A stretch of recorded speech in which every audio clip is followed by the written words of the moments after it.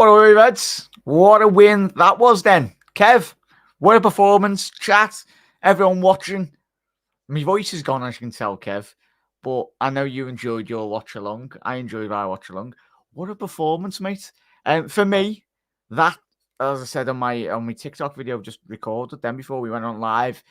Psychologically, Kev, this is going to have a massive part to play in a couple of weeks' time when we go down there in the Premier League, mate. But no Van Dijk, doesn't matter. No Salah, doesn't matter. No Endo, doesn't matter.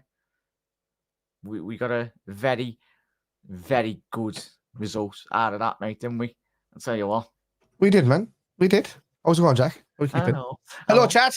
How are you? Hello. How are you? Yeah, look, simple as this. We brought our cup team. They brought their first 11. And we beat them. At their ground. It's that simple. Klopp, it just goes to show you, you know, Klopp is better than Thunderbirds any day of the week. You know what I mean? Lego head?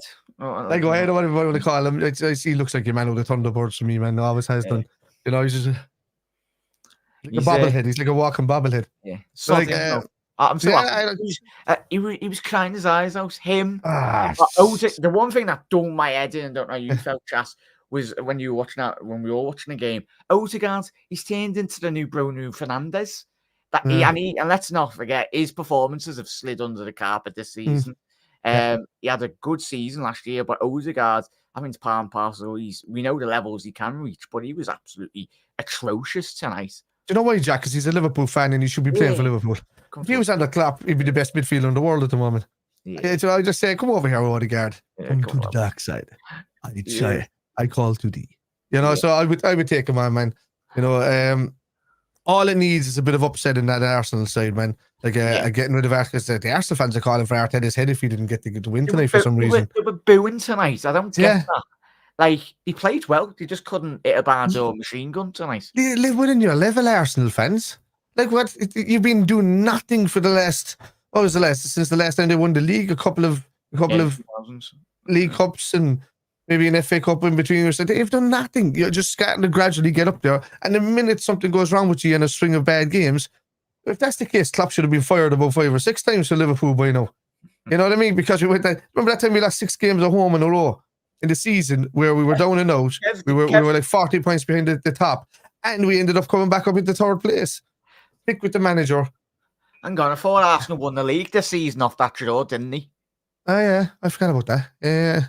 I don't know. The bus is on the way, and I don't know. Let's take the stickers off the bus in here. Yeah, they can share them and Tottenham can share we were top of the league 10 games into the season trophy come at the end of May. Ibu Konate, I think Doug's unbelievable. Chat already alluded to it straight away. Instant man in a match for me, Kev. Oh, yeah. Let's not forget, we won't kid ourselves. Both sides were absolutely atrocious in the final third until the last 10 minutes where Liverpool got things sorted. Konate, I go back to that first half challenge where I think it was when Odegaard absolutely levered the crossbar. But prior to that, where Ibu, it was Maldini-esque. It slid absolutely out of nowhere and putting in an integral block. It was a match-winning tackle, in all honesty, mate. Unbelievable. As I said, no Virgil van Dijk. Doesn't really matter, Ibu. That's the Ibu we love and know. Let's say we go on to win this cup, right? Tipwood. Right, let's say Tipwood. But let's say we go on to win this cup, right? And that you will look back at that moment that Ibu blocked that chance going in and goal the exact same way you look at the Ali save against Napoli in the last group stage game when we had a chance of maybe going out if Napoli scored that time and we went on to win the Champions League that season.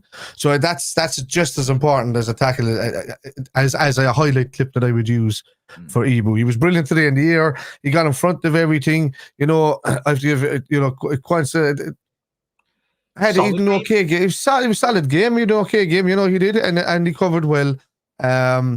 I just think, you know, Ibu's not as vocal as Verges, you know, as controlling as Verges, but that's where Ibu comes in and does all that little dirty work, the last ditch tackle stuff there. So Ibu is a guy that's perfect next to Van Dijk, the same as he would be next to Kwanzaa, and he did a kind of role similar today to that, you know. The pair of them, mate. They honestly are pairing those lads at the back. Like it says a lot about the character as well, mate. I know obviously you've done a great podcast with Owen this Yeah. week. Make sure you head over to the Cop On podcast and you spoke I was about very that. articulated and smart. Yeah, much more smarter than me. Apparently. As is everyone. But yeah, no, you spoke about obviously the great qualities this side has got, and it says a lot about the character. And I think there's 2 substitutions that Liverpool made at the back end of that game. Bobby Clark coming on and Connor Bradley. I think all of us probably when we see no substitutions, when I was speaking to me chat, we all went, oh. But it just goes to show the absolute quality that we've got in this side, the youthfulness as well, the depth, key word. But if it's Kwanzaa, if it's Bobby Clark, if it's whoever, it doesn't matter in this Liverpool team. We've got immense riding patience as a fan base, but we've got Jurgen Klopp and Pep Linders. I know Pep Linders in recent years has took a lot of the barraging, but he's a very good tactical assistant manager. I tell you, and it's yeah. It's a good thing that he released the team's secrets after we finished using those tactics. Yeah. So a lot of people have not noticed that some of the stuff that he wrote in his book, we don't use those tactics anymore. He wrote the book based on a point in time up to when we used tactics and just created new ones. And you're seeing new ones here now, lads. Like I just said, adaptation is the biggest thing that this coaching staff have done this season. Their ability to change in games where we look down and out or we don't have ideas anymore. We're changing now and we look like a completely different side. I mean, the simple thing of just moving a few players around in position in the start of that second half. I mean, you had Luis Diaz going from the left-hand side off to the right-hand side. You had Harvey Elliott dropping back to the right-hand side there. You had Gakpo moving up into the middle and Nunes moving over onto the left-hand side. Curtis Jones then moved from right over to left in that midfield. The whole forward line to the early midfield line changed position and it worked wonders. And then you had I thought, I've loved Jones in the last few weeks. And I've had issues with Gakpo in the last few weeks because of his inability to pass a ball or just be over greedy. The problem is I saw it from both of them today. I think that was a big hindrance on us where Jones went back to not releasing the ball soon enough, holding onto the ball way too long. And it's all good when you're in the moment and you protect the ball, you turn it, and then you release it.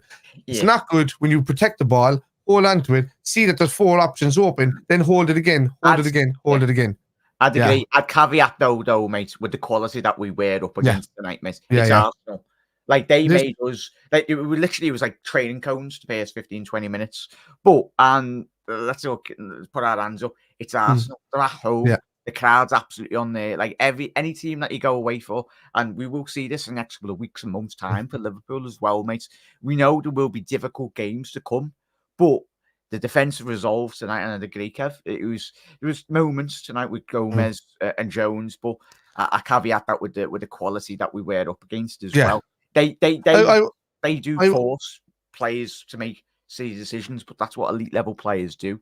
I get that because I mean, Joe Gomez was guilty of making silly errors tonight, and so was Kwanzaa and all that. But it wasn't even the errors for me for Jones. It was the fact that he retained the ball and there was still 4 outlets there, and he kept onto it for an extra 15 seconds. You don't need to do that, lad. Just don't go back to the way you used to do things because he's brilliant when he controls the midfield and he's able to turn on the ball there. And he didn't make much errors and he's good at ball retention. I get that. But if you overdo it, you lose it. And we're losing the opportunity. The problem is Harvey could have been played in 5 or 6 times today. It made him look poor on that right-hand side because he didn't receive the ball early enough. The only time he was seeing that ball is when Trent was whipping it from our defence line up the line to try and get it into him and Nunes quickly. But I said it, when Salah goes off to AFCON, that Harvey will play it to him sooner and other people will play to him sooner, like Jones or whatever like that. But Jones didn't give it to Harvey quick enough today. And that's the problem. He was holding on to it too long while lads were running with him. Arsenal were getting back and getting their shape back, and it just held up our own play. Should have released it to Harvey, forced Arsenal out a bit wide so it creates more space for the lads at the edge of the box. It didn't. It's only because, Jones has grown in confidence again, big time, that, he's holding on to the ball too long. Yeah, he played the 6 as well. Let's not forget. He did play. He did well. He did well in that. He did. The back end of that game. Great player.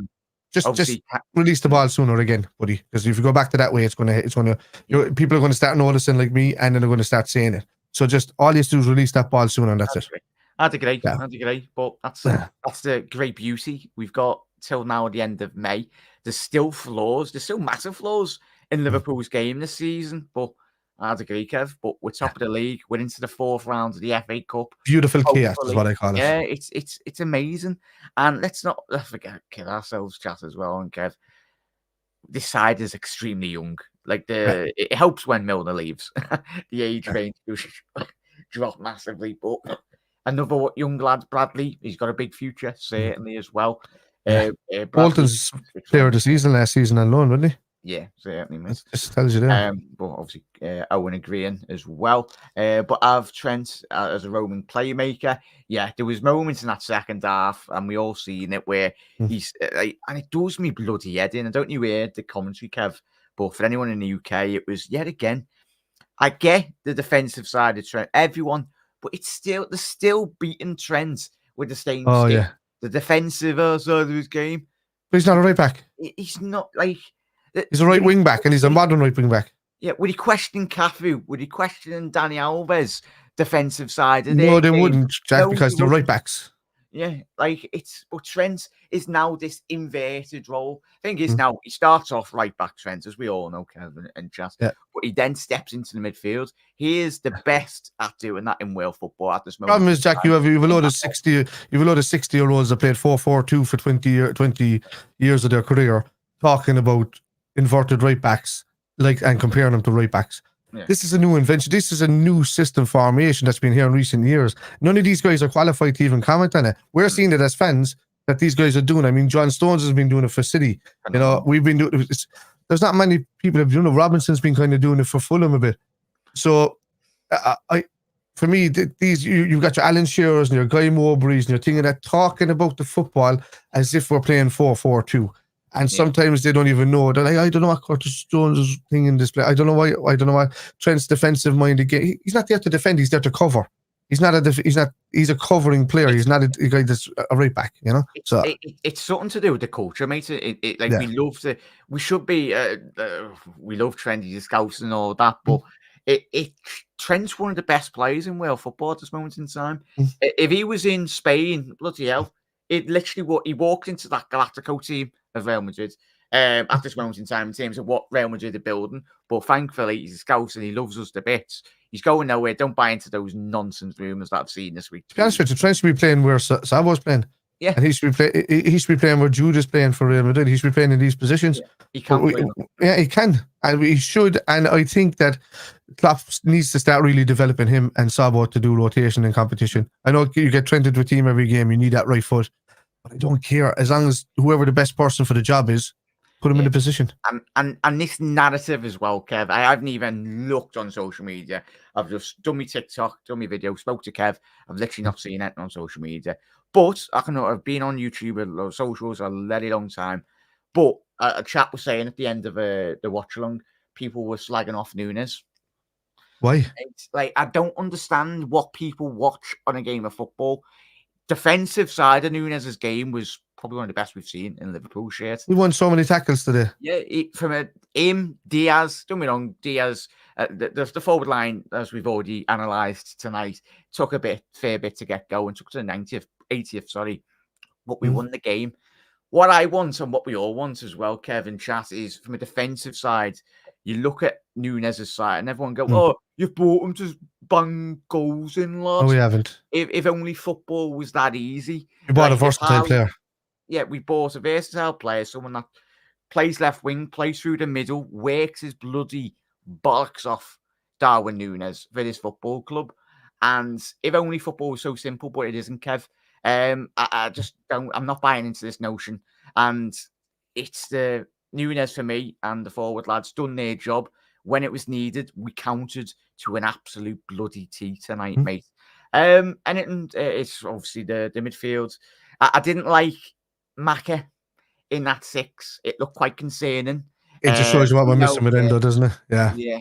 Like, I was watching that game. What did you think about him in the 6 in chat? Let us know. But you see, because Endo, he's got that extra pace about him and dropping deep. And, my little lad knocking at the door. They say, yeah, it's Cooper. And actually, Jack, you take off 1 second. He's going to keep banging at that door and I'll come back about Maka. Give me 1 sec. No worries, not. But chat, in terms of, let me know your thoughts on that McAllister. He didn't have a horrendous game, but as Kevin probably will allude to in a little second, you notice the quality and the dip in quality when you've got a recognised 6 in Endo. But I'm just hoping we can just soldier on for next couple of weeks, because it's going to be difficult. And it's difficult when you analyse the performance like McAllister today, and as we have done when he has played the 6 at the beginning of the season, we know his qualities don't utilise the best in that position, but he's plugging that hole at this moment in time because he needs to, and he's the only probably recognised 6. But what we did see in the last, 20 minutes of that game, half an hour, when Curtis went into that 6, looked a bit more controlled. That's what he thrives in, as we alluded to with Jones's game before, Curtis Jones. But Kev, yeah, obviously... that wasn't on mute, sorry. Sorry, lads. Small fellas there. No, the little lad just kind of, my daughter took a bit of a fall tonight, so she's gone to the doctor with the missus. So I've got the little lad there, so nobody can look after him when he's in the living room. He'll be doing post matches soon with you. He'll be doing post matches, yeah, more than that. Yeah, he's playing in the streets at the moment in the guitar. Anyway, getting back to McAllister that you were talking about earlier. If you want me to answer that. Yes, brilliant player, good as an anchor player. You know, he's supposed to be the guy that comes in and replaces Thiago for what he did on that left-hand side of that attacking role. He's the guy that's supposed to rotate really with Jones. Thiago should be rotating with Jones and Gravenberch in that role there. He shouldn't be playing in the number 6. It shows what we were missing today with Endo in the number 6. If I was to top up anywhere, I would in this window probably go for another number 6, maybe a younger fella or an elder statesman number 6, just to cover again with Endo and 2 elder guys. Kind of there until next summer maybe, and then put it all in. But look, players play right up until they're 36, 37. Now, who's to say that Endo won't be still here sitting in that number 6 role for Liverpool in the next 3 or 4 years? Because just because he's 30 doesn't mean that he's older now. It just means that he's at peak. So, you know, he's probably played a lot less minutes as well, considering when you look at analyse our squad as well, mate. He's certainly got another 3-4 years left on his absolutely on his game. Yeah, I like him as a player now. I like what he did. I always said even when he had issues or losing the ball a bit. Because I mean, both him and McAllister are both guilty of losing the ball in areas like that. But it's only when they don't have an outlet to play off to. I think McAllister gets a lot of he gets isolated in that position when he plays in the number 6 role a lot, and I don't think he's got anybody who drops deep enough to lay it off to. So that's the problem there. Whereas you need somebody like McAllister being beyond that player, and Endo is the guy that sits there constantly, because McAllister's got that mindset. He's always running back, and he's going to get tracked back by somebody else when he should already be there and have somebody running towards him. So that's the only difference there that you can see, and this is the reason why he gets caught out in certain areas in number 6. Would you say, Kev, like when you spot on there, and shall let us know? I think when we bought McAllister and Sabuzlai, they're very, I know people might go, these different qualities. You bring both different qualities to the game, but I think you'd either play one or the other. I think we will see that. But it's great that we've got both of them in the squad. Do you think? I think with McAllister, as you alluded to, I think that's one aspect of his game that we currently haven't seen at Liverpool at this moment in time, is what we've seen at Brighton, what we've seen in Argentina, and that run to the final. He loves to just drive on, and he was playing like that tonight, where he was getting in that 6 role, and maybe if he was playing that bit more advanced stage, a bit more higher up in the 10, he's allowed, and he will lose that ball. But it's one thing that we know we will see the best out of McAllister when he's a bit more advanced up the pitch. Absolutely. And then about tonight's game as well, we mentioned Ibu. Alisson could have had an off night tonight where he didn't have much to do. The distribution. Great save from the ball when looping over his head, by the way. Yeah, very good save. That's just standard practice for Ali. I think it's we're just such a joy that we've got him and the quality players in our team. The impact of Jota as well, Kev. I know Jack already alluded to, but the substitutions, and as we've done plenty of podcasts this season, and we can all agree, Reds, the impact of Jota done exactly what we wanted. It opened up Liverpool. I was going to say Everton's defence. Hopefully in a couple of weeks that will be the case. Arsenal defence twofold.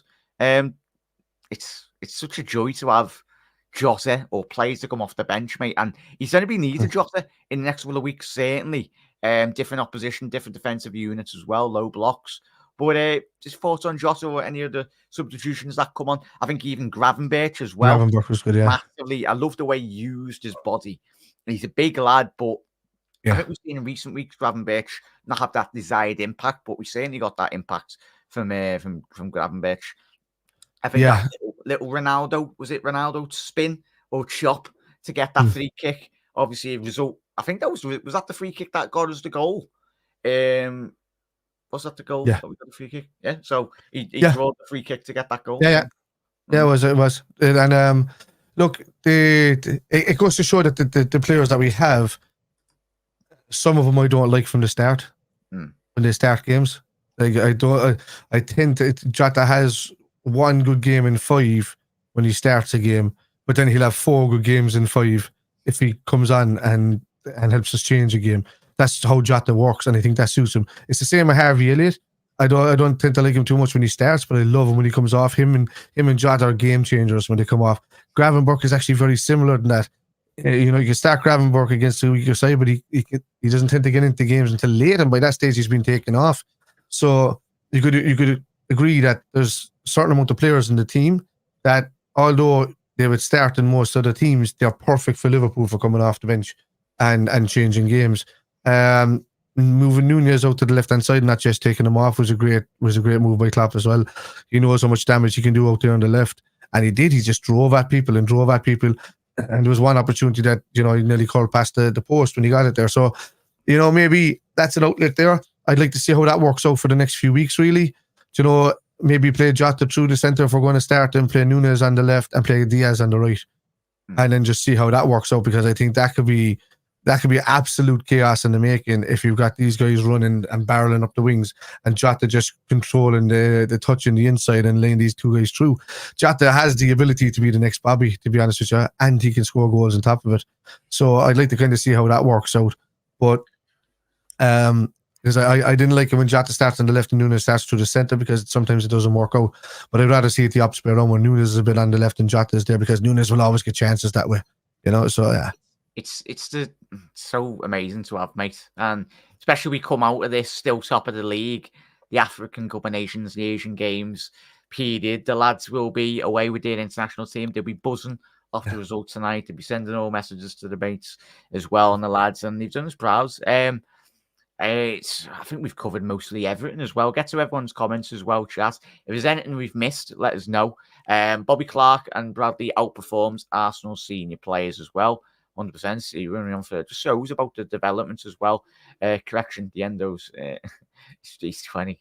Especially like one massive thank you there, Wiggs and Owen. It's quickly getting to what Owen said about me and you with McAllister. Owen saying McAllister didn't do much wrong apart from get robbed when he played the ball to him at the wrong time. Not his fault. 100% agree with there, Owen. You up at here, Niall?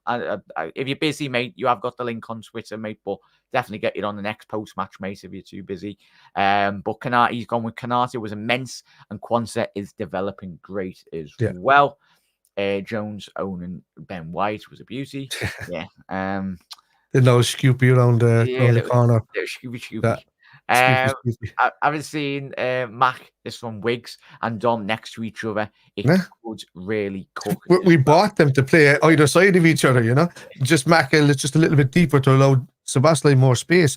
I'm telling you, if Mac gets into that position on that left-hand side and Endo's in behind him, and we eventually start seeing Endo, Maka and Sebastian in those positions, Sebastian's going to cook for goals, and Mac will pick up any follow-ups with curls. I mean, we've seen the goal that he scored there a few weeks back, like top corner job, he's beautiful. Yeah. So, look, for me, we haven't seen that trio yet in the middle of the park, and when we do, all of them are very capable of getting back and defending. Yeah, it does take Harvey, Jones, Ryan Gravenberch, and Gakpo out of the team, but to be honest, I think they're in certain games they're better off coming off the bench. And these type of players, I want to see Jones do well, man. But I don't care who does well on that left hand side, either Jones or Maka. But I think that's where the real battle is for position sense or for that. So yeah, we'll see. Yeah, we're all on that degree there, mate. As Niall said, we are all Wigan fans now. Are they playing tomorrow? Are they, Shaq? Come on, Wigan! Famous for the rugby, of course. But there was a couple of rugby efforts tonight in the this game. a couple of pitching wedges as well. But Kev, please do shout out. It's been absolutely fantastic to get it on, mate. A massive thank you. Chas, it was only going to be a quick summarization, really. We'll have plenty of shows up. But Kev, massive thank you for coming on, as always, mate. What shows you got? You got many shows planned this week? Yeah, just to watch along for the Fulham game this week. And then we have that break for the weekend till the following weekend, and Bournemouth game after that. So that should be good. Yeah, we've had a tough couple of Christmases in some seasons over the last couple of years. When you have a good Christmas like we kind of have and gotten the results that we have without taking any losses and stuff, it's only a positive thing for us going forward. A win away at the Emirates as well, 2-0 against the side that came out, pressing us hard at the start, and against the strongest Arsenal level they could possibly put out when we put out our strongest cup team. So, it just goes to show we did well. And long may it continue. Hopefully we go on and do well in this competition as well. We're fighting for 4 competitions now. I wonder if we won them all. Would we get people saying, "Oh, it's not a quad"? But yeah, we'll see. Start blaming the asthma medication or something. Yeah, Liverpool players as they can anyway. But it would be beautiful. It would shut everyone up. It'd let them. We could have at least 2 years off, even with that as well. Which we have last year as well. That was an off job. But a massive thank you, Kev, for coming on. And as Wiggs has said, it's a massive month for us now. We can come out of the month unscathed, and we'll bang in the mix as well. The quad is on from the Cop On podcast, of course, as Kev just said. If it was still in there, doesn't really matter as long as we get the Prem and a little cheeky European trophy. We'll be very happy. But anything else is a massive plus. As well. Thoughts on Gravenberch? No chance, Niall, no chance. We'll be doing a watch along, Kev. Certainly, we'll be doing watch alongs. Yeah, we'll certainly do. Yeah, there's a new feature on Twitch now where you can bring in extra cameras and you can do all of this kind of stuff. So I might start utilizing that and banging them into the streams, and we can do co-watch alongs and stuff. Yeah. Definitely. So keep an eye on both channels as well. Spider LFC for all that as well. Thanks for the stream, guys. All the best. Owen, get it on very soon, mate. I love the podcast with you and Kev. Apologies I couldn't make it this week. Obviously, it's probably still in bed. Kev will know with me. But hopefully you enjoyed that. Hopefully, Reds, we are into the 4th round. The draw is tomorrow after when Wigan knock out United. Probably have ex-United pundits probably draw us away at Old Trafford, as they usually tend to do anyway. But it doesn't matter. We'll have to beat them, as Wiggs has said. Egypt won 2-0. Yeah, get him, Mo. Oh, no. But yeah, cheers, lads. A massive thank you. Yeah. But Kev, chat, have a lovely rest of your night. Go and absolutely smash this weekend. Monday, bouncing into work or whatnot, or college or whatnot. And we're into the 4th round. Liverpool top of the league. And yeah, up the bloody Reds as well. Kev, massive thank you as always. Chat, if you're listening on Spotify or YouTube or whatnot, drop a like on the video. Massive does help out as well. But please do head over to Spider LFC and follow on all the socials. Look at that wave. A majestic wave. Majestic Reds. And Liverpool into the 4th round. Bye.